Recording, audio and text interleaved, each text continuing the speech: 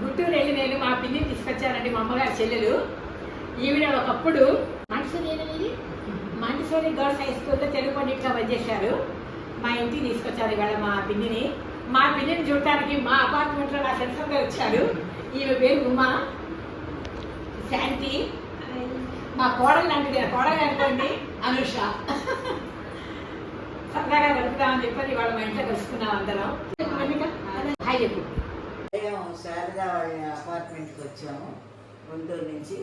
బాగుంది, ఇక్కడ అంతా ఫ్రెండ్స్ అందరం కలిసాము. సరదాగా ఉంది. ఒకళ్ళ అభిప్రాయాలు ఒకళ్ళు పంచుకోవటం వల్ల మనకి మానసికంగాను ఆరోగ్యంగా కూడా బాగుంటుంది.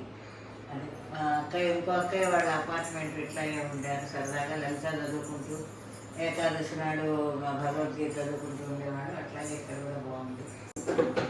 అట్లాగే అలేఖ్య అని హైదరాబాద్లో ఉంది. అక్కడ కూడా అందరం పెద్దవాళ్ళు సాయంత్రం ఎప్పటికీ కలుసుకునేవాళ్ళం. అదే ఇప్పుడు వాళ్ళు గుర్తొచ్చింది నాకు ఇక్కడ రాగానే. హ్యాపీగా ఉంది. అయితే మేము వాకింగ్ చేస్తామండి. మా వాకింగ్ ఫ్రెండ్స్ కూడా వీళ్ళందరూ